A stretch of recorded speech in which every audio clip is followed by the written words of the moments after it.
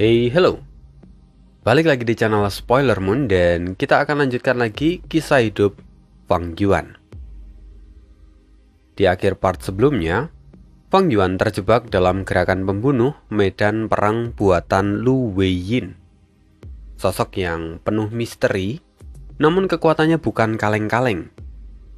Ya, itu hal yang wajar karena selain sudah berada di peringkat 8, Lu Weiyin juga merupakan pewaris dari Yang Mulia Abadi Bumi Surga. Nah, sekarang bagaimana cara Fang Yuan untuk lolos dari situasi ini? Kita sambung kisah hidup Fang Yuan di part 303. Fang Yuan untuk sementara terperangkap di dalam gerakan pembunuh labirin janin bumi, yang mana itu membuat situasi di sana relatif stabil. Tatapan Xie Mianzhen bersinar terang melihat itu. Dia melesat turun dan menyapa Lu Weiyin. Dengan sopan, dia berkata, "Senior, bagaimana cara kita untuk membunuh iblis ini?" Lu Weiyin tersenyum dan menjawab dengan lembut, "Setiap makhluk hidup berhak untuk hidup. Meskipun Fang Yuan adalah iblis dunia lain, dia tetaplah makhluk hidup. Bagaimana kita bisa dengan mudah berbicara tentang mengambil nyawanya?" Xie Mianzhen tertegun. Sementara dua Gu Immortal dari klan Yi juga terbang mendekat. Yi Nanmen berkata dengan cemas, "Senior, kita tidak bisa membiarkannya pergi begitu saja. Iblis ini telah melakukan dosa besar, merusak ketertiban dunia, dan kini mengancam keselamatan banyak orang. Ini adalah waktu yang paling tepat untuk membunuhnya.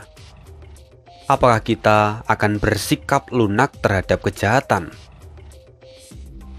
Yi Yu pun turut mendesak, "Senior, jika kita tidak membunuhnya sekarang, di masa depan dia akan kembali membahayakan dunia dan membunuh lebih banyak jiwa tak berdosa. Bukankah itu jauh lebih buruk? Kematian dari iblis ini adalah berkah bagi dunia." Namun, Lu Weiyin menggelengkan kepala dan berkata, "Semua kata-kata kalian masuk akal. Tetapi pandangan kalian masih penuh dengan bias. Tak ada manusia yang dilahirkan sebagai pembunuh. Jika memang ada kejahatan murni, untuk apa kita mempelajari seni bela diri dan teknik kultivasi? Setiap manusia memiliki kebaikan dan kejahatan di dalam diri mereka. Fang Yuan memang menempuh jalan iblis dengan tangan berlumuran darah, tetapi dia tidak dilahirkan sebagai seorang penjahat. Seseorang yang dibenci pasti memiliki alasan untuk dikasihani. Segala hal terjadi karena sebab dan akibat. Fang Yuan hari ini adalah hasil karma masa lalu.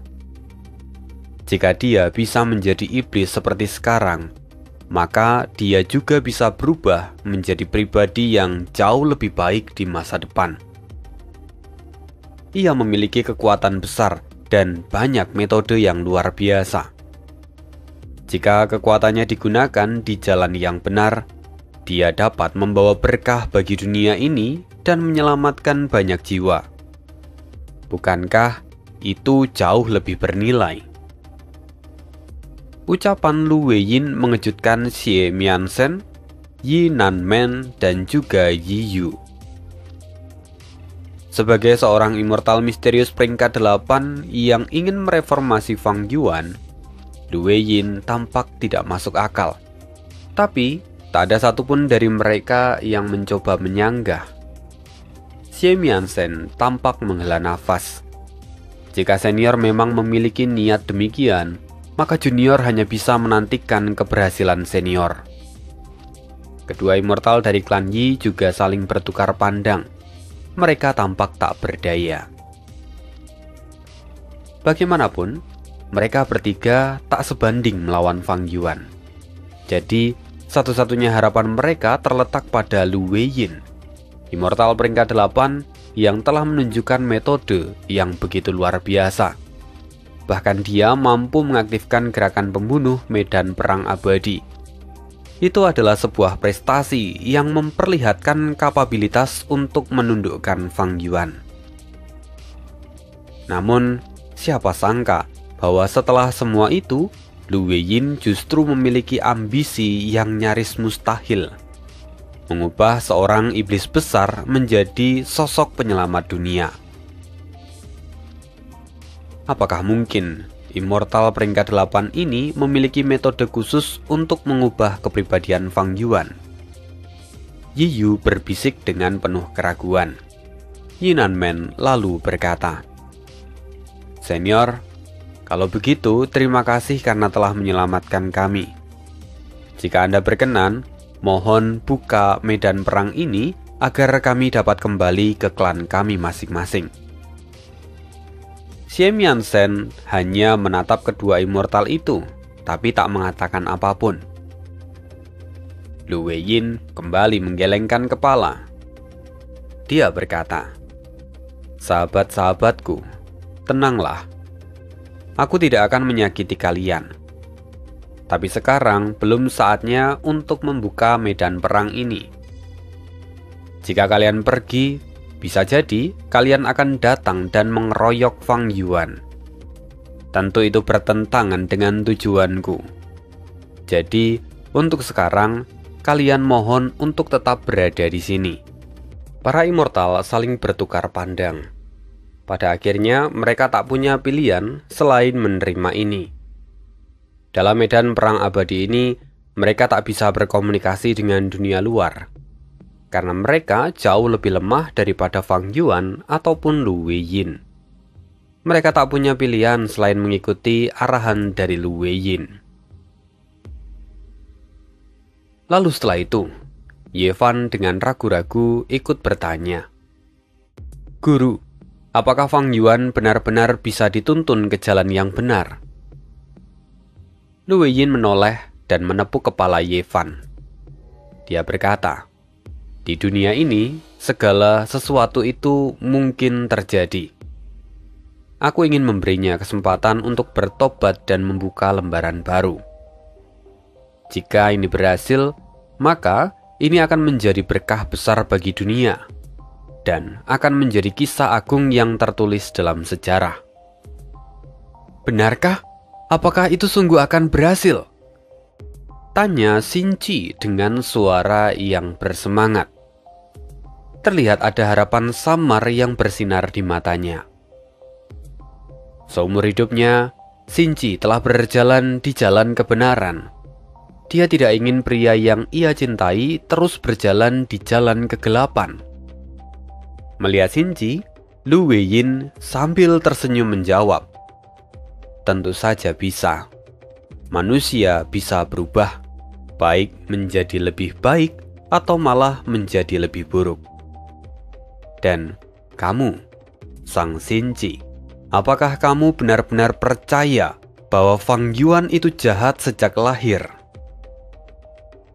Xin Ji menggelengkan kepala, lalu berkata dengan mantap, "Saya tidak akan membohongi senior. Saya percaya bahwa Fang Yuan tidak dilahirkan sebagai seorang penjahat. Meski sikapnya selalu dingin, saya dapat merasakan kesedihan yang mendalam yang tersembunyi di dalam dirinya." Mendengar itu, Lu Weiyin mengangguk. "Pemahamanmu sangat berharga. Aku tahu bahwa Fang Yuan pernah membantumu. Tetapi tahukah kamu bahwa saat ini Fang Yuan justru lebih membutuhkan bantuanmu?" Xin Ji tercengang. "Senior, bagaimana saya bisa membantunya?" Lu Weiyin tersenyum. "Sederhana. Kamu hanya perlu mendorong dan mendesaknya untuk meninggalkan jalan iblis. Gerakan pembunuh ini disebut dengan labirin janin bumi. Gerakan ini memungkinkan seseorang menjalani 3 kehidupan fana, memahami makna hidup dan kematian, mengalami perubahan hati manusia, dan melupakan kejahatan dari dalam dirinya untuk memulai kehidupan yang baru. Kita semua memang punya sifat dasar, tetapi pengalaman hidup sangat menentukan perubahan sikap kita. Dan Sang Xinji, jika kamu menyisipkan kehendakmu ke dalam labirin janin bumi, Fang Yuan pasti akan merasakannya. Biarkan dia merasakan keindahan hidup dan membangkitkan kembali cahaya dalam hatinya. Saya mengerti. Terima kasih atas bimbingan senior. Xinji tampak tercerahkan. Sorot matanya kini menjadi tegas. Lalu dia segera mengeluarkan kehendaknya dari dalam tubuhnya dan memasuki labirin janin bumi. Melihat ini, Lu Weiyin merasa lega. Dia bergumam dalam hati, dengan keberuntungan Sang Xinji yang mendukung kami, keberuntungan Fang Yuan tak akan bisa sepenuhnya mendominasi. Jadi, sekarang semuanya akan bergantung pada dia.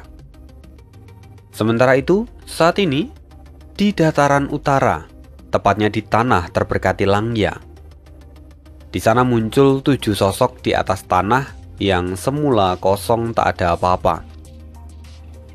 Mereka memancarkan aura khas dari seorang immortal benua tengah.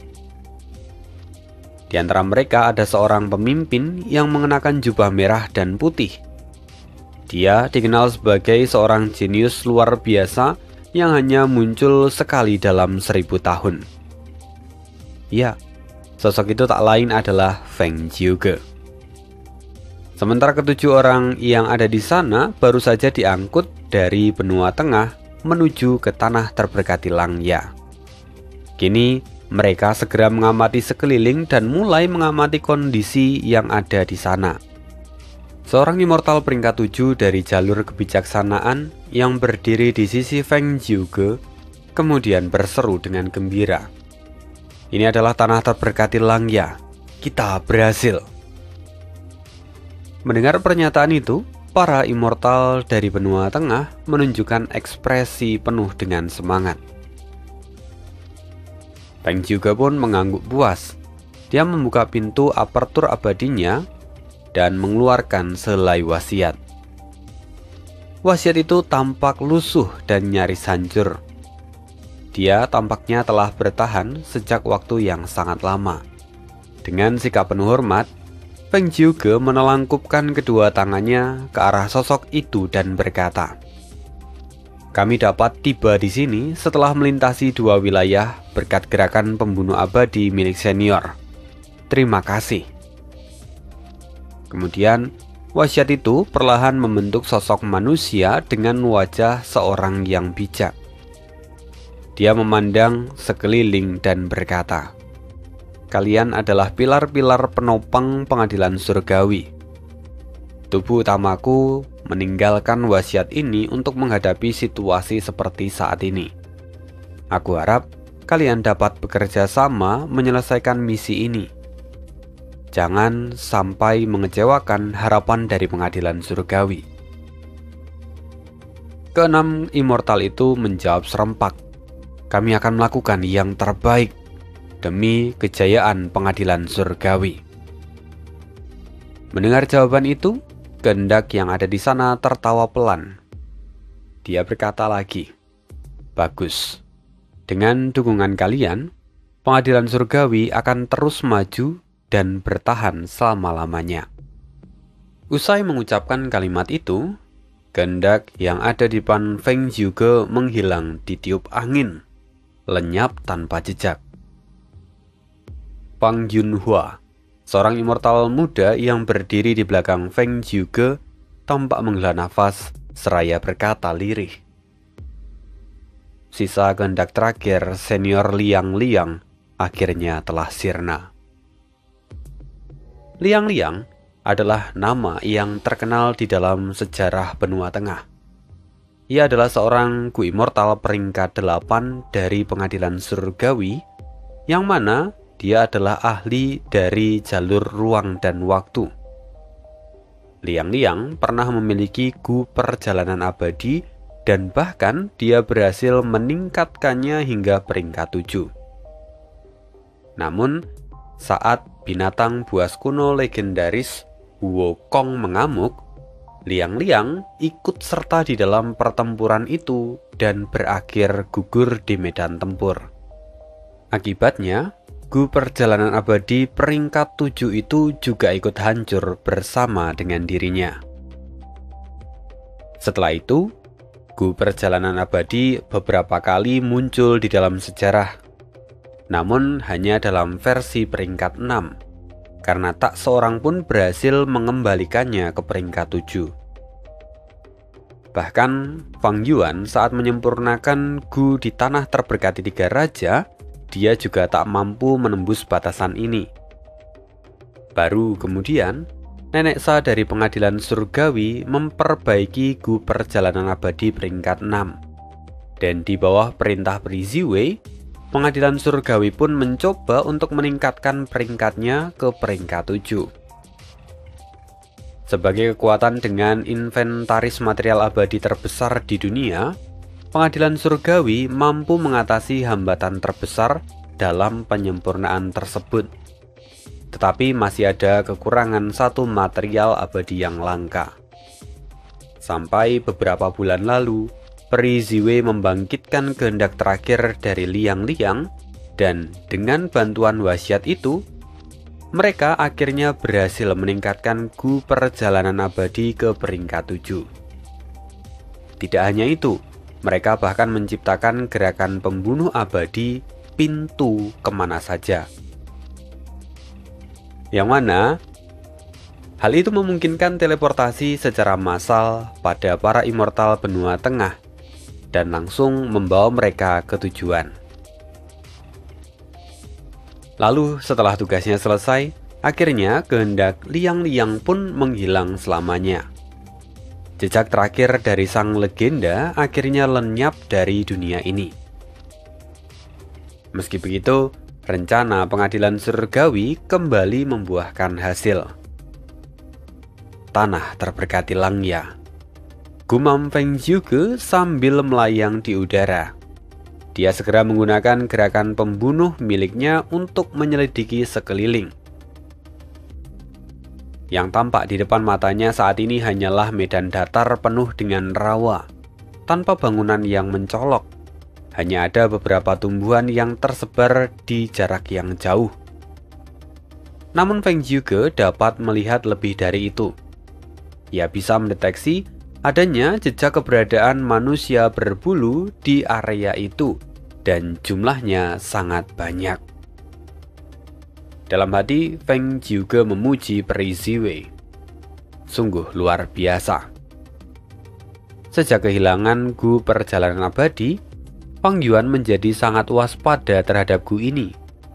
Bahkan Gunung Danghun telah direnovasi total demi mencegah teleportasi langsung menggunakan Gu perjalanan abadi.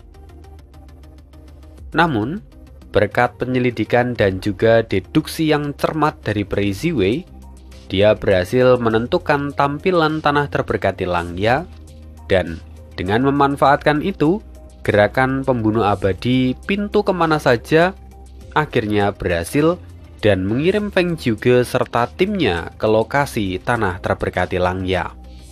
Kenapa pengadilan surgawi pada akhirnya menargetkan tanah terberkati Langya? Semuanya memiliki alasan.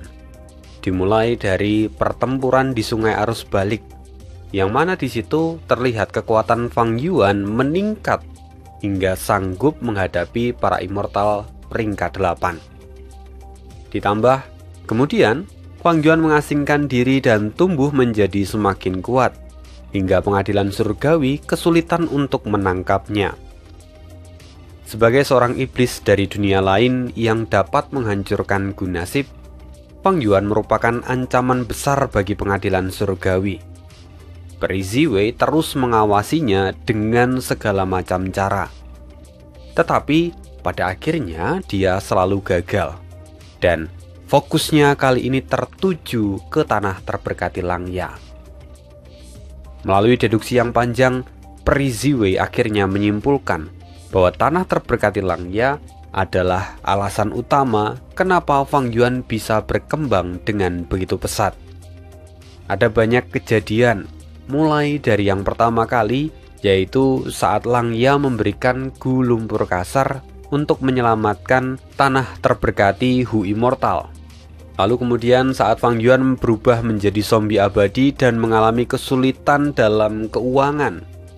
Tanah terberkati Langya juga yang menjadi sponsor utama dari Fang Yuan. Karena setiap kali Fang Yuan menyelesaikan penyempurnaan resep Gu Immortal, maka Langya akan membayar sejumlah esensi abadi. Karena itulah Fang Yuan terus bisa berkembang, dan tentunya masih banyak kejadian berikutnya yang kalau kita ikutin penjelasannya sebelumnya kita juga pastinya tahu. Itu menjadi alasan kenapa pada akhirnya pengadilan surgawi menargetkan tanah terberkati Langya. Tujuan mereka adalah menghapus keuntungan yang dimiliki Fang Yuan agar Fang Yuan tidak berkembang dengan pesat. Lalu setelah kehadiran Feng Jiuge, tentu saja Langya sebagai pemilik dari tanah terberkati itu menyadarinya. Dan dengan penuh amarah dia berseru, "Berani-beraninya kalian menyerang wilayahku." Setelah itu, raksasa perak muncul. Aura membunuhnya terasa sangat pekat. Itulah formasi pertempuran kuno nomor 2 di dunia, raksasa Solor Surgawi. Dengan penuh amarah Langya sekali lagi berseru, "Penjajah, kalian berani menodai tanah terberkatiku. Hari ini kalian harus mati." Mundur. Melihat raksasa perak yang mendekat, Feng Jiuge segera memberikan arahan pada para immortal yang ada di sana. Mereka segera berpencar dan menjaga jarak. Feng Jiuge memang adalah yang terkuat di antara mereka. Ia adalah pemimpin di dalam ekspedisi ini, dan kemenangan mereka akan sangat bergantung pada Feng Jiuge. Oleh karena itu, dia perlu menguasai situasi setiap saat. Melihat sosok itu, Langya langsung mengerti. Feng Jiuge dari Sekte Afinitas Roh. Saat ia mengendalikan raksasa surgawi, Langya melihat Feng Jiuge. Sorot matanya mengecil dan raut wajahnya berubah menjadi muram. Musuh membawa niat jahat, dan Langya merasakan tekanan yang besar. Langya berseru, "Rambut kelima!" Rambut kelima segera mengangguk. "Rasakan ini!" Dia mengaktifkan gerakan pembunuh abadi. Dan seketika, raksasa perak membuka mulutnya dan menembakkan seberkas cahaya putih terang. Sinar itu mengandung kekuatan besar, dan dalam sekejap sudah berada tepat di depan Feng Jiuge. Kecepatan yang sungguh luar biasa, kata Feng Jiuge yang tertegun sesaat.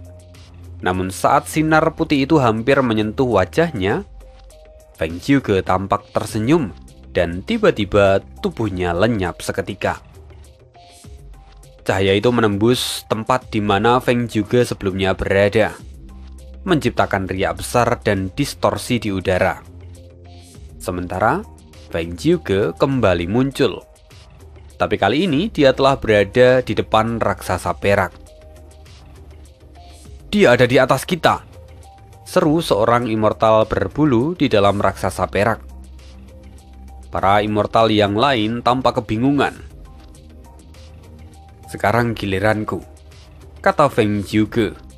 Dia mengibaskan lengan bajunya dan segera ia melepaskan aura besar dari tubuhnya. Gerakan pembunuh abadi, 3 suara sejati. Dengan satu tangan ia menekan, menciptakan suara drum. Telapak tangan yang lain memukul dan menghasilkan suara lonceng. Lalu saat jarinya menunjuk, suara peluit tajam terdengar. Ini adalah teknik khas dari warisan 3 suara sejati: tinju gendang, telapak lonceng, dan jari peluit. Dengan 3 suara sejati ini, Feng Jiuge melepaskan serangan secara beruntun, mengorbankan sedikit esensi abadi pada setiap serangan. Sementara, kekuatannya perlahan meningkat seiring bertambahnya jumlah serangan yang ia lepaskan. Meski peningkatan tersebut tidak terlalu tinggi, kecepatan serangnya sangat mengerikan. Dalam hitungan beberapa nafas, ia telah menyerang hingga 100 kali. Gelombang suara menghantam raksasa perak, membuatnya terdorong ke belakang. Para immortal manusia berbulu di dalam raksasa perak merasa pusing. Lalu raksasa itu mengayunkan tangannya, mencoba membanting Feng Jiuge. Namun, teknik Feng Jiuge terlalu gesit. Meskipun lengan raksasa perak besar dan cepat, tetapi tidak satu pun pukulannya yang dapat mengenai Feng Jiuge. Langya tampak serius. "Rambut ketiga, rambut keempat, serang!" 2 immortal manusia berbulu segera merespon dan mengaktifkan gerakan pembunuh abadi mereka. Rambut ketiga menciptakan lapisan kayu hijau tua yang membungkus tubuh raksasa perak, sehingga gelombang 3 suara sejati milik Feng Jiuge sepenuhnya diserap oleh zirah kayu hijau.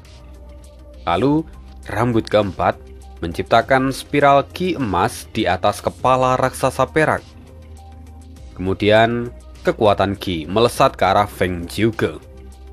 Situasi menjadi berbahaya bagi Feng Jiuge. Kemanapun ia terbang, spiral ki terus-menerus memberunya. Tidak jauh dari sana, immortal benua tengah bernama Fang Yunhua memperhatikan. Menurut informasi, mengalahkan raksasa perak ini akan menentukan kemenangan.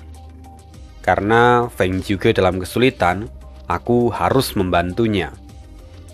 Tapi saat ia hendak mengaktifkan gerakan pembunuh miliknya, seorang rekan tiba-tiba berseru, "Saudara Fang, menghindar!" Fang Yunhua terkejut. Dan sekejap kemudian, Fang Yunhua melihat raksasa perak membuka mulutnya dan menembakkan cahaya besar ke arahnya. Ia segera menggunakan teknik pertahanan. Namun raksasa perak memiliki kekuatan bertarung peringkat 8. Ditambah lagi, meski Fang Yunhua adalah immortal peringkat 7, tetapi ia bukan Feng Jiuge atau Fang Yuan. Sehingga pertahanannya hanya mampu bertahan selama 3 tarikan nafas. Dan hal itu tidak cukup untuk menyelamatkan Fang Yunhua. Tubuhnya lalu berubah menjadi kabut putih yang tersebar dan kembali menyatu di langit. Darah tampak menetes dari mulutnya, wajahnya pucat dan matanya dipenuhi keterkejutan. Aku lengah saat ingin menggunakan gerakan pembunuhku. Bagaimana bisa mereka langsung menyadarinya? Teknik investigasi macam apa itu? Tanah terberkati Langya memiliki dasar yang kuat, tetapi sebenarnya fokus utama Langya adalah jalur perbaikan. Oleh karena itu, jelas sekali bahwa metode investigasi yang digunakan Langya sekarang bukan berasal dari Sekte Langya, melainkan berasal dari Sekte Bayangan. Dulu, Fang Yuan bertukar warisan sejati dengan Langya. Pada waktu itu, Langya mengambil warisan ini dan meningkatkan kekuatan tempur dari Sekte Langya. Sekte Langya memiliki banyak Gu Immortal. Namun, mereka memang kekurangan gerakan pembunuh tipe ofensif. Dan hari ini, pilihan Langya terbukti membuahkan hasil. Feng Jiuge merasakan tekanan hebat. Gerakan pembunuh investigasi milik Langya mampu merasakan kelemahan dari musuh, dan itu sangat berguna untuk menyerang secara akurat. Dengan keberadaan gerakan ini, para immortal dari benua tengah menjadi ragu untuk menyerang. Ditambah lagi, karena mereka berasal dari sekte yang berbeda, mereka jarang sekali bekerja sama. Jika mereka menyerang bersama, sinergi mereka pun sangat-sangat rendah. Sehingga kekurangan ini langsung menjadi sasaran empuk bagi raksasa perak. Semakin banyak yang datang, semakin kacau keadaannya.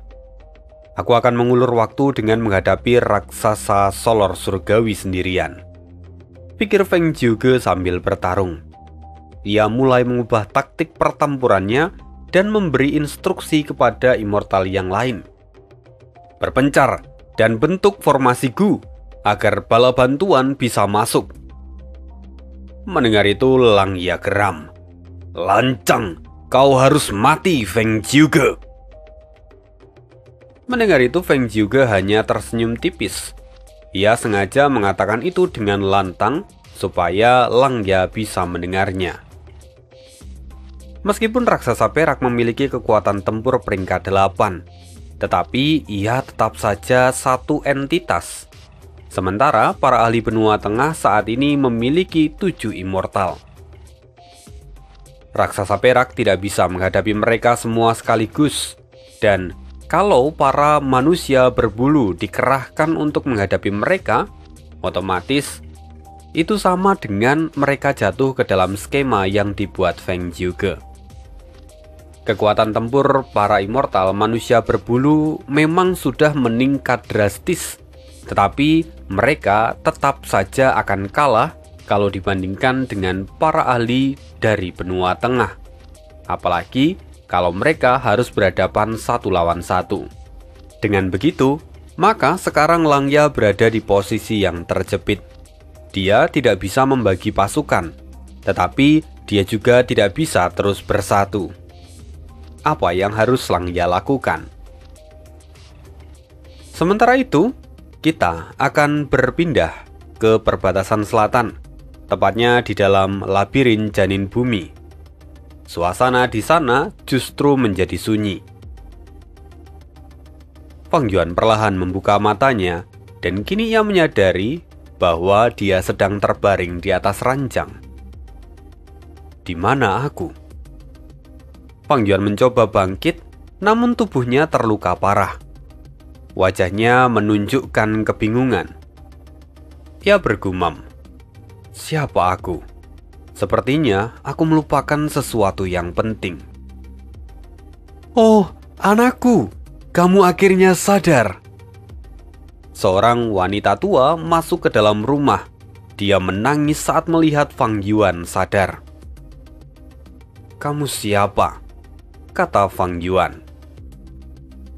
Wanita tua itu terpaku sejenak sebelum akhirnya menangis dengan keras. "Anakku, apa kepalamu terbentur? Aku ini ibumu. Kamu Sensan. Beberapa hari lalu Tuan Muda Su menyuruh seorang Master Gu dari keluarganya untuk memukulmu. Dia tidak ingin kau bersama dengan Xiu Niang."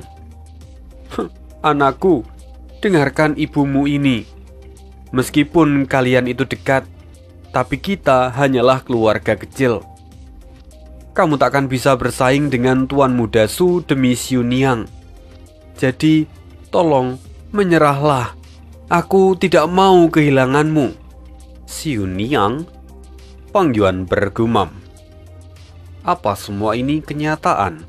Aku merasa telah melupakan sesuatu. Setelah itu beberapa hari pun berlalu. Fang Yuan mulai memahami identitasnya. Dia dan Xiu Niang sudah bertunangan sejak lahir. Namun karena dia kehilangan ayahnya yang merupakan satu-satunya Master Gu di dalam keluarganya, akhirnya keluarga yang dimiliki Fang Yuan jatuh. Awalnya mereka setara dengan keluarga Xiu Niang. Namun, karena saat ini mereka sudah jatuh, keluarga Xiu Niang akhirnya memilih Tuan Muda Su yang berasal dari klan besar dan kaya. Mereka juga memiliki puluhan Master Gu, bahkan mungkin lebih dari 100 jika termasuk tetua eksternal. Tapi Xiu Niang hampir setiap hari datang menemuinya. Saat pertama kali dia tampak panik. "Sensan sayang, bagaimana lukamu? Aku memikirkanmu siang dan malam, tapi orang tuaku melarangku untuk datang. Hari ini aku bisa kemari karena aku berdalih untuk kultivasi dengan masterku. Oh, San sayangku, kamu sungguh malang. Xiuniang mulai menangis saat melihat Fang Yuan yang lemah di atas ranjang. Cintanya tampak begitu dalam, terpancar jelas dari matanya. Fang Yuan memandang Xiuniang. Rasanya dia seperti baru pertama kali ini melihat Xiuniang. Ia tampak mengamatinya dengan seksama. Xiuniang adalah seorang gadis muda nan cantik. Kulitnya putih bersih dan rambutnya hijau panjang. Gaun putih membalut tubuh rampingnya. Wajahnya murni dan polos. Saat dia menangis, ia bahkan tampak sangat memikat. Benar-benar kecantikannya luar biasa. Dalam hati, Fang Yuan pun berpikir, dia memang begitu menggoda. Tidak heran kalau Tuan Muda Su menyukainya. Namun Fang Yuan tidak mengutarakan itu. Sementara Xiuniang melihat respon Fang Yuan tampak kecewa. Setelah itu, ibu dari Fang Yuan, dia tampak menghela nafas dan mulai menjelaskan apa yang terjadi pada Xiuniang. Mendengar itu, Xiuniang menjerit pilu. Ia memegang tangan Fang Yuan dan mulai menceritakan apa yang terjadi di masa lalu. Dia berusaha memicu ingatan dari Fang Yuan. Cerita-cerita itu sebenarnya sederhana, bahkan bisa dikatakan biasa. Tetapi apa yang ada di dalam cerita itu sungguh-sungguh mencerminkan cinta di antara mereka. Perasaan cinta dalam diri Fang Yuan pun perlahan-lahan mulai bangkit.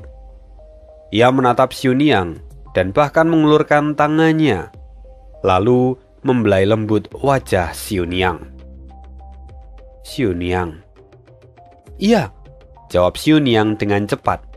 Dia menggenggam tangan Fang Yuan dan meletakkannya di pipinya. Ia menatap mata Fang Yuan dalam-dalam dan dia berkata, "Sanku sayang, Sanku tercinta, kamu baik-baik saja." Sementara itu, di luar labirin janin bumi, Lu Weiyin tampak tersenyum. Sepertinya di situ dia bisa melihat kondisi yang sedang terjadi pada Fang Yuan. Lu Weiyin tampak penuh dengan rasa percaya diri dan berkata, "Benar dugaanku. Tak mungkin seseorang benar-benar tak memiliki emosi. Fang Yuan masih memiliki cinta dan kasih sayang di dalam dirinya." Ia memandang sekeliling. Sejak beberapa waktu lalu, baik para immortal seperti Xie Mianzhen maupun manusia fana seperti Sang Xinji, semuanya melayang di udara dengan mata tertutup. Pupil mata Sang Xinji bergerak di balik kelopak matanya, dan wajahnya memerah seolah tenggelam di dalam mimpi yang indah. Lu Weiyin menghela nafas panjang. Dunia fana mencerminkan kehidupan biasa. Untuk mengubah iblis ini, kalian semua harus melupakan diri kalian dan hidup sebagai orang lain. Ini adalah kesempatan. Selama kalian memiliki pemahaman mendalam, kalian pasti akan memperoleh sesuatu yang berharga. Kembali ke tanah terberkati Langya. Pertempuran sengit tengah berlangsung. Para immortal dari benua tengah tersebar. Mereka mulai menyiapkan formasi Gu. Setelah formasi itu selesai, maka mereka akan mendapatkan para bantuan dari benua tengah. Dan itu tentu akan membuat tanah terberkati Langya berada dalam kondisi kritis. Bagi Langya tentu ini adalah suatu tindakan yang mengerikan. Dan Langya berpikir bahwa mereka harus dihentikan. Feng Jiuge memang benar-benar licik. Dia sengaja ingin memancing kami agar berpisah. Tetapi aku tidak akan membiarkannya. Jika saat ini yang berada di posisi Langya itu adalah Langya versi lama, versi dalam bentuk manusia, maka situasinya pasti sudah sangat buruk. Dia pasti sudah panik dan kehilangan kendali. Tetapi Langya dalam wujud manusia berbulu adalah sosok yang bisa diibaratkan seperti jenderal tempur. Dia sudah terbiasa dengan pertempuran, maka dia dapat dengan mudah melihat tipu daya di balik rencana Feng Zhuge. Kini mata Langya tampak bersinar penuh dengan tekad. Dia berkata, "Aku tidak akan membagi pasukanku. Aku akan membunuh beberapa immortal benua tengah terlebih dahulu. Mari kita lihat siapa yang lebih cepat. Aku menghabisi mereka semua atau mereka yang selesai menyusun formasi." Setelah Langya mengatakan itu, raksasa perak tiba-tiba meraung. Gelombang suaranya menyebar ke segala arah dan bahkan sampai mendorong Feng Zhuge mundur. Setelah itu, raksasa perak mengangkat kaki kanannya dan melangkah maju. Gerakannya terlihat begitu lambat, seolah-olah ada gunung besar yang mengikat kaki raksasa perak. Tapi melihat itu, wajah Feng Zhuge berubah drastis. Celaka. Ia bisa merasakan aura kuat dari jalur ruang yang berasal dari raksasa perak. Feng juga mencoba menghentikan raksasa perak dengan menggunakan 3 suara sejati. Namun raksasa perak tidak menghindar. Ia menerima serangan itu secara langsung demi menyelesaikan gerakan pembunuhnya. Akhirnya, raksasa perak melangkah maju sepenuhnya. Ketika kaki kanannya menghentak di tanah, ruang di bawahnya menyusut drastis, lalu kemudian dalam sekejap dia berpindah lebih dari 100 li dalam satu kedipan. Seorang immortal benua tengah yang sedang terbang di atas awan tiba-tiba ditutupi oleh bayangan besar. Pemandangan di sekitarnya tiba-tiba menjadi gelap dan udara yang ada di sekitar tubuhnya juga terdorong menjauh. Ia menoleh. Pupil matanya menyusut saat dia melihat raksasa perak berdiri di hadapannya dan dengan kedua tangan yang terulur ke arahnya. Immortal itu segera menjadi siaga. Dia menggertakkan gigi dan mencoba melarikan diri. Tapi cahaya pekat muncul di kedua tangan raksasa perak. 2 cahaya itu menghantam tubuh sang immortal dan menghentikan gerakan pembunuh yang hendak ia aktifkan. "Tolong bantu aku!" teriaknya. Immortal itu terkunci oleh 2 cahaya misterius dan dia tak mampu bergerak. Lalu pada detik berikutnya, kedua tangan raksasa itu menjepit dan membentuk sangkar perak. Tekanan luar biasa datang dari segala arah. Tulangnya mulai berderit karena tak kuasa menahan kekuatan penjara perak itu. Ekspresinya berubah drastis. Ia tak mampu melawan. Dengan putus asa dia berseru, "Tolong!" Dalam sekejap, tubuhnya berubah menjadi tumpukan daging. Darah muncrat kemana-mana. Immortal peringkat 7 dari salah satu 10 sekte kuno di benua tengah tewas mengenaskan dalam satu gerakan. Kemudian, Langya tertawa terbahak-bahak. "Inikah kekuatan para immortal dari 10 sekte besar di benua tengah? Mati kalian!" Langya terdengar begitu mendominasi.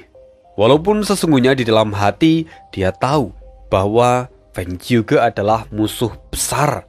Kekuatannya setara dengan peringkat 8 dan dia sulit untuk dihadapi. Maka Langya memilih untuk menghabisi para immortal yang lain terlebih dahulu. Langya kembali mendapatkan momentumnya, dan saat ini para immortal dari benua tengah tampak diliputi kekhawatiran. Wajah mereka terlihat serius. Kembali ke perbatasan selatan. Di dalam labirin janin bumi, kehidupan fana berjalan seperti biasa. "Sepertinya aku benar-benar kehilangan ingatanku," kata Fang Yuan yang mendesah. Dia kini berjalan di bawah sinar rembulan. Ia mengenakan pakaian tipis sambil berjalan mengelilingi taman kecil yang terbentuk dari tumpukan tanah.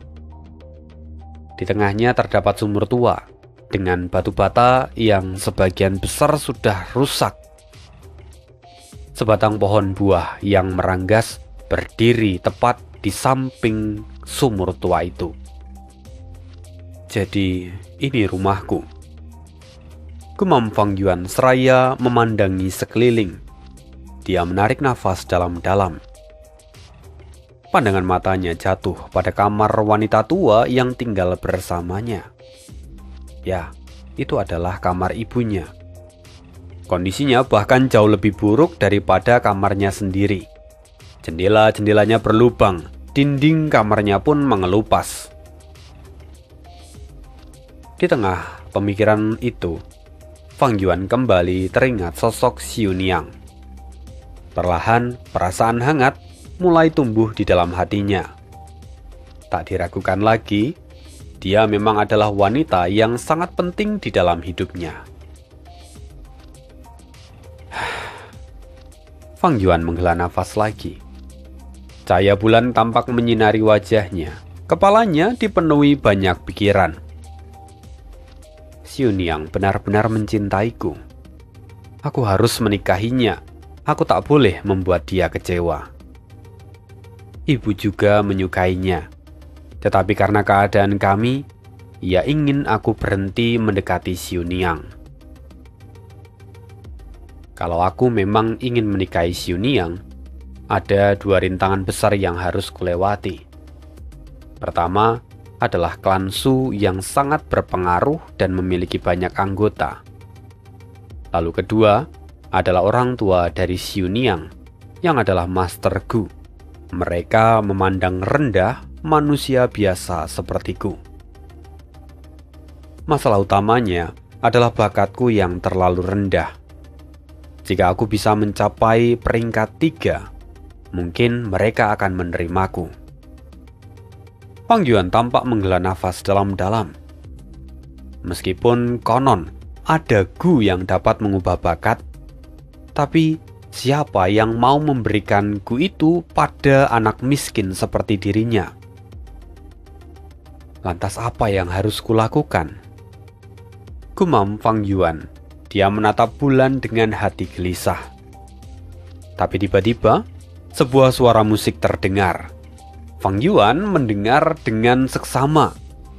Bukan hanya sitar, tetapi ada juga suara lonceng dan seruling. Ia mulai mengikuti sumber suara itu dan perlahan membawanya mendekati sumur tua yang ada di ladang. Aneh, kenapa suara ini berasal dari dalam sumur? Katanya sambil menatap ke dalam. Yang terlihat di sana hanya pantulan bulan. Namun, tampak dinding-dinding sumur itu terlihat berbeda. Sejumlah batu bata tampak memiliki pola yang menyerupai pintu giok putih yang berkilau. Didorong oleh rasa penasaran, Fang Yuan akhirnya mengikat tali pada ember dan kemudian menuruni sumur itu. Ketika ia sampai di tengah, ia menyentuh batu bata yang berbentuk pintu itu. Dan seketika pintu itu menghilang dan suatu daya hisap menarik tubuhnya masuk ke dalam. Malam itu pun berlalu. Saat Fang Yuan terbangun, mentari sudah terbit. Tapi ada yang berbeda. Matanya tampak bersinar tajam. Keadaan batinnya kini telah berubah total. Ternyata sumur tua itu menyimpan warisan sejati dari seorang Gu Immortal. Warisan itu dikenal sebagai warisan sejati kebajikan. Meski tidak lengkap karena usia warisannya yang sudah terlalu tua, tetapi warisan itu cukup untuk membangkitkan aperturnya dan menjadikan dia sebagai seorang Master Gu peringkat 1 hanya dalam satu malam. Ia bahkan memperoleh beberapa Gu Fana dan kekuatannya jauh lebih besar. Oh, langit sungguh mengasihiku. Aku mendapatkan pertemuan kebetulan yang luar biasa. Kini aku punya harapan untuk menikahi Xiu Niang. Memikirkan hal itu, Fang Yuan segera menahan dirinya. Warisan ini terlalu luar biasa. Kalau sampai warisan ini ketahuan, dia pasti akan diburu. Oleh karena itu, Fang Yuan memutuskan, aku harus berkultivasi dengan tekun, memperkuat pondasi dan menyembunyikan kekuatanku sampai waktunya tiba. Namun, warisan ini memiliki syarat khusus, bahwa sang pewaris harus memiliki hati yang adil dan berbudi luhur. Semakin tinggi kebajikan yang ia miliki, maka semakin mudah jalannya untuk menempuh kultivasi. Kebajikan? Fang Yuan tampak bergumam. Kata itu terasa begitu asing dan bahkan menimbulkan rasa tidak nyaman. Tapi setelah menerima warisan sejati itu, perasaan jijik yang sebelumnya ia rasakan perlahan mulai menghilang. Hari-hari berikutnya, Fang Yuan bekerja keras dalam kultivasi dan terus berbuat baik. Ia menyetujui nasihat dari ibunya untuk menjauhi Xiuniang, meskipun dalam hati ia tak mau. Sebelumnya, Fang Yuan juga sudah mengatakan pada Xiuniang untuk bersabar. Ia berjanji akan segera menemukan jalan keluar agar mereka berdua bisa bersatu. Dan sejak saat itu, Xiuniang pun tidak lagi menemui Fang Yuan. Hari-hari pun berjalan dengan damai, dan Fang Yuan terus berkultivasi tanpa henti. Sampai suatu hari, ibunya tiba-tiba jatuh sakit dan tak kunjung sembuh. Obat-obat yang biasa ia berikan sudah tidak mempan lagi. Fang Yuan pun menjadi gelisah. Dia sampai pergi mencari Master Gu untuk menyembuhkan ibunya. Namun, Master Gu itu enggan membantu karena bayarannya terlalu kecil. Tapi Fang Yuan tidak mau menyerah. Dia mencari jalan untuk membayar biaya pengobatan ibunya. Dan salah satu yang ia lakukan adalah pergi menangkap ikan. Karena Fang Yuan tahu bahwa Master Gu yang ia mintai tolong sangat gemar makan ikan. Menangkap ikan di wilayah itu bukanlah perkara mudah. Tantangannya sangat berat. Dan setelah Fang Yuan mendapatkan ikan itu, Master Gu yang sebelumnya dimintai tolong oleh Fang Yuan merasa terkesan. Dia terharu akan kesalehan Fang Yuan yang ingin mengobati ibunya. Akhirnya, Master Gu itu pun bersedia membantu dan ibunya berhasil disembuhkan. Selain itu ada hal lain yang juga menjadi berita gembira untuk Fang Yuan. Karena setelah apa yang ia lakukan hari itu, Fang Yuan menemukan sebuah gu bernama kebajikan terkumpul di dalam apertur miliknya. Menurut warisan sejati, gu itu akan secara otomatis muncul ketika Fang Yuan berbuat baik. Semakin besar kebajikan yang ia buat, semakin tinggi juga peringkat gu kebajikan terkumpul yang akan terbentuk. Selain itu, fungsi gu ini juga sangat penting. Salah satunya adalah mengubah bakat kultivasinya menjadi fisik kebajikan sejati. Fisik kebajikan sejati dikatakan hampir setara dengan 10 fisik ekstrim. Namun, fisik ini tidak memiliki kelemahan seperti 10 fisik ekstrim. Tentu, tubuh ini memiliki potensi yang luar biasa. Dan sejak hari itu, Fang Yuan terus berbuat baik demi memperkuat gu kebajikan terkumpul. Dan karena semua tindakan yang Fang Yuan lakukan, namanya mulai dikenal oleh semua orang. Tak terasa 2 tahun pun berlalu. Fang Yuan akhirnya menjadi Master Gu peringkat 2. Suatu ketika, ia menyelamatkan seorang anak yang hampir tenggelam. Dan ketika itu, identitasnya sebagai Master Gu pun akhirnya terbongkar. Seorang tetua dari klan Su menyaksikan apa yang Fang Yuan lakukan. Dan tetua itu curiga kalau Fang Yuan memiliki rahasia besar dan akhirnya memutuskan untuk menyerang Fang Yuan. Dalam pertempuran sengit itu, Fang Yuan memaksakan diri. Dia menggunakan gerakan pembunuh fana, penyerahan berbudi luhur. yang mana itu menghabiskan seluruh gu kebajikan yang telah ia kumpulkan. Tetapi serangan itu tidak melukai si tetua, melainkan membuat tetua itu tersungkur, menangis bahkan menampar dirinya sendiri sambil memohon ampun. Ia akhirnya tunduk pada Fang Yuan dan mengungkapkan informasi penting tentang Tuan Muda klan Su.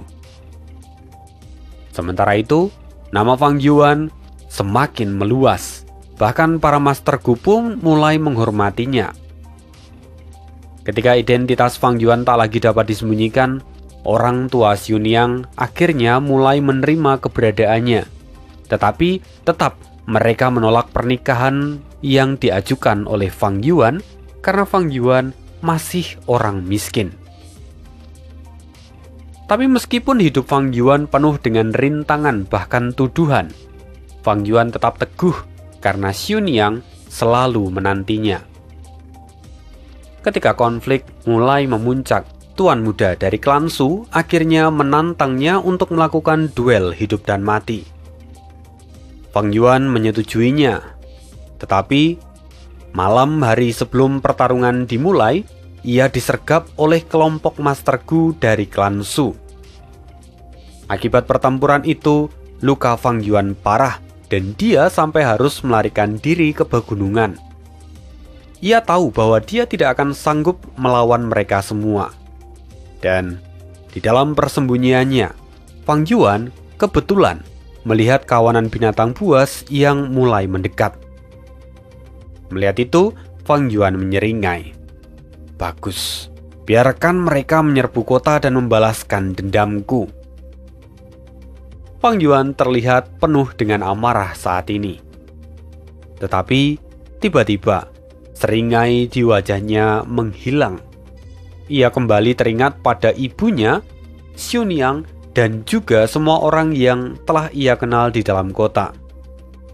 Kalau kota itu hancur, maka tidak ada yang tahu berapa banyak yang akan mati atau berapa banyak yang akan tertolong.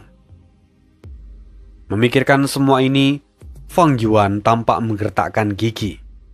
Aku tidak bisa membiarkan ini terjadi. Kota itu adalah rumahku, dan aku harus melindunginya. Dengan tekad membara, Fang Yuan akhirnya keluar dari persembunyiannya, lalu berbalik dan berlari menuju kota. Meskipun dia sadar bahwa kematian mungkin akan menanti dirinya di depan sana, Fang Yuan terus berlari. Akhirnya, Fang Yuan bisa kembali ke kota dan segera memperingatkan semua orang tentang ancaman binatang buas. Hal itu menarik perhatian besar dari para penduduk. Dan benar saja, gelombang binatang buas datang secara tiba-tiba. Berkat peringatan Fang Yuan, para Master Gu di dalam kota telah bersiap, dan mereka berhasil mempertahankan kota itu. Hari berikutnya, penguasa kota mendengar tentang keberanian Fang Yuan, dan ia memanggil Fang Yuan. Dengan dukungan sang penguasa kota, Fang Yuan akhirnya tidak gentar terhadap klan Su. Bahkan pertarungannya dengan Tuan Muda klan Su pun ditunda tanpa batas waktu. Lalu, selama 1 tahun penuh, Fang Yuan menunjukkan performa yang luar biasa. Selama waktu itu dia menyelamatkan banyak nyawa manusia dan juga Master Gu. Ia dengan tulus membantu sesama tanpa menuntut imbalan. Kekuatannya tumbuh sangat pesat, dan seiring keberhasilannya, dia mendapatkan banyak gu kebajikan.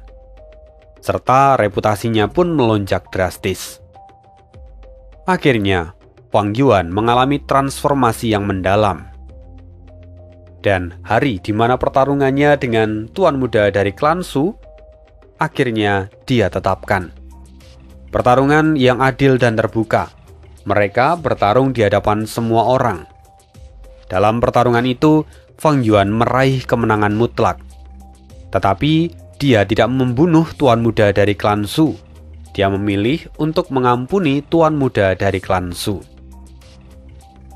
Melihat kebaikan hati Fang Yuan, Tuan Muda dari klan Su langsung berlutut dan berkata, "Oh, Sen San, kamu membalas kebencian dengan kebaikan. Aku sungguh terkesan.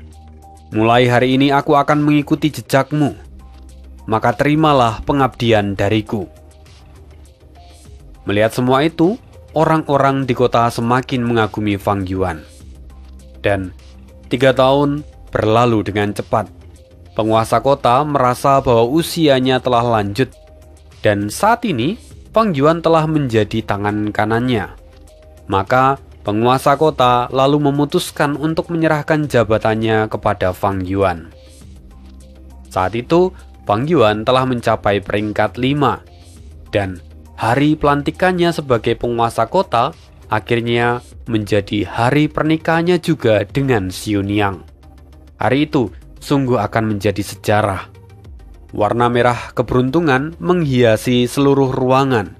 Para tamu bersuka cita. Hidangan dan anggur disajikan dengan meriah. Seluruh tempat itu terasa begitu nyaman. Lalu saat semua orang tengah berpesta, Xiuniang dan Fang Yuan kini berada di dalam kamar. Xiuniang tampak anggun. Dia duduk di samping tempat tidur sambil menatap Fang Yuan. "San, akhirnya kita menikah. Aku tahu bahwa cintaku tak pernah salah tempat." Mendengar itu Fang Yuan tertawa hangat.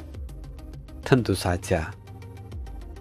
Tapi Fang Yuan tampak memegang dadanya. Melihat apa yang Fang Yuan lakukan, Xiuniang panik. "Tapi kenapa? Apa kamu merasa tidak sehat?" Fang Yuan menggelengkan kepala dan berkata, "Aku hanya merasa ada kekosongan di dalam diriku." Xiuniang tersenyum. Wajahnya manis bak bunga persik. "Mengapa kamu merasa kosong?" "San, tahukah kamu betapa banyak orang yang mengagumimu saat ini?" Mendengar itu, ekspresi Fang Yuan justru menjadi dingin. "Mereka mengagumiku. Mereka hanya mengagumi kekayaan, otoritas, kekuatan, dan kisah cintaku. Bukan aku." Nada suaranya berubah menjadi tajam. Sinar matanya mencolok tajam. Xiuniang mulai cemas. "San, ada apa sebenarnya? Kata-katamu membuat hatiku tak tenang." Fang Yuan menatap wajah dari Xiuniang dengan serius. Wajah yang telah ia cintai dan rindukan siang malam, tetapi hari ini rasanya sungguh hambar. Xiuniang merasa semakin tak nyaman. Sementara Fang Yuan, dia tampak menggelengkan kepala dan menghela nafas. Hanya sampai di sini. Semuanya telah berakhir. Begitu Fang Yuan selesai mengatakan itu, seluruh dunia di sekitarnya runtuh. Semua gambaran yang ia saksikan lenyap seketika. Dan itulah kisah Fang Yuan hari ini. Cukup menarik bahwa kali ini Fang Yuan seolah dibawa ke dalam kisah lain dan dijadikan tokoh utama. Ya mirip-mirip seperti pengalaman di alam mimpi gitu ya. Ketika di alam mimpi kan Fang Yuan juga biasanya menjadi orang lain, menjadi pemeran utama di dalam alam mimpi itu. Dan hari ini Fang Yuan juga mengalami hal yang serupa.